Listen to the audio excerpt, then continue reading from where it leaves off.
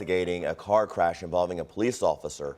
Just before 11 last night, while responding to a call, an officer's cruiser was hit by another car. This happened at the intersection of the Outer Loop and Shepherdsville Road. EMS teams took the other driver to the hospital. We're told that person is expected to recover. The officer was treated on scene for minor injuries.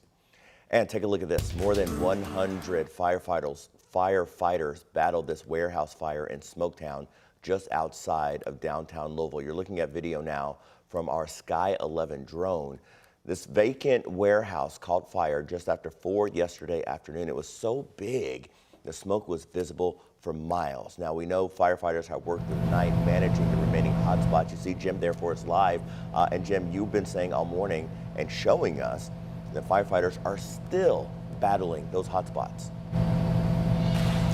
That's right, Eric. And as the sun just kind of inches up over the horizon, we're able to get a little bit more light and a little bit better view of the destruction that was left behind from that fire. I mean, you can just see just right behind me, crews still on scene, and just all of this wood and brick littering the ground behind me. In fact, as we mentioned, there are still firefighters manning ladders that are spraying water down all over this area. It's not just necessarily directed to one spot. It is going all over the place because there are so many places that little hot spots can spark up again when you have a building and a fire as big as this one was. Let's take you back to the WHAS11 drone, some of that video that we saw yesterday.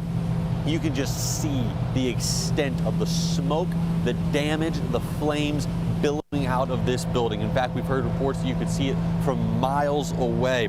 Multiple departments all rushed to set up a perimeter yesterday afternoon, and we're told the fire crews were able to get inside and luckily did not find anybody inside that building. They were able to pull back out, set up their defensive perimeter, and good thing that they did too, because about 20 minutes later, this building came crashing down. Neighbors stepped outside to watch what was happening, and many of them told us that they were just stunned. I just started smelling smoke when I come outside. It was like 20-foot flames going up in the air from right in there.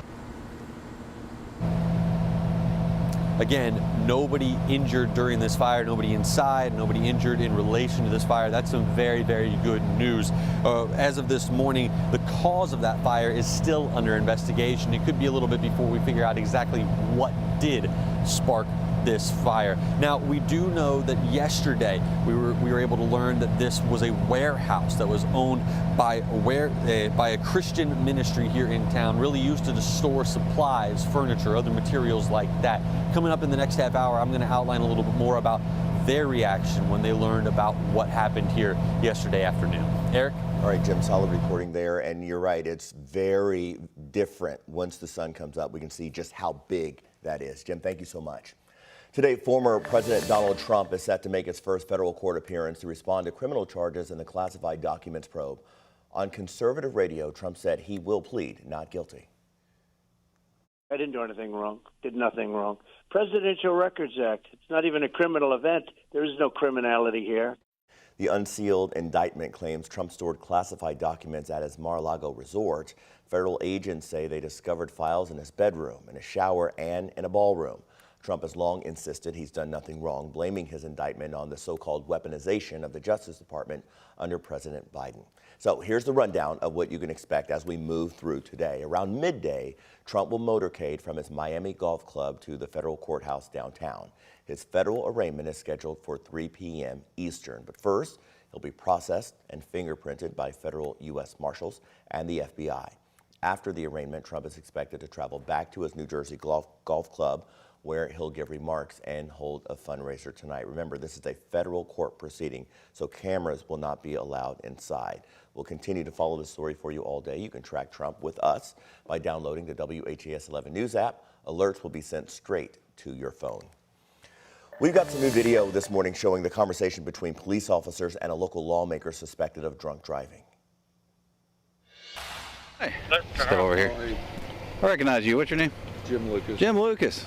Where are you coming from? Just walking. Jim Lucas represents Indiana District 69, which includes Seymour, Salem, and Austin. Monday, he pleaded guilty to operating a vehicle while intoxicated and leaving the scene of an accident. Police say he crashed his car into a guardrail last Monday on I-65.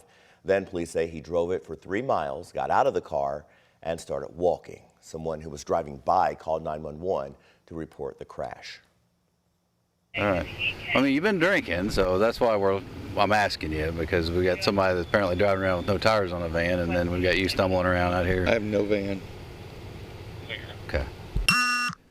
Shortly after that, police discovered his crashed SUV. Representative Lucas was sentenced to a total of 240 days in jail, but the sentence was suspended, meaning as long as he completes probation, he will not spend any time in jail. Police in E-Town have arrested a man who they say shot down the police drone that was tracking him. Police say Hardin County deputies were called to the home of Jonathan Harville Saturday to investigate potential domestic violence. When they arrived, they say Harville started shooting at them and other people in the area. Then they say he shot down the drone the sheriff's office was using to track his movements. His charges include attempted murder of a police officer. Governor Andy Beshear has officially signed Senate Bill 268. It's otherwise known as Melanie's Law. This new law allows a judge to order a person convicted of a DUI resulting in the death or disability of a parent or guardian to provide financial support to the child or children of the victim. This bill stems from the car crash which permanently disabled Melanie Hull, who is now in hospice care. Melanie has an 8-year-old son. He was there yesterday for the bill signing.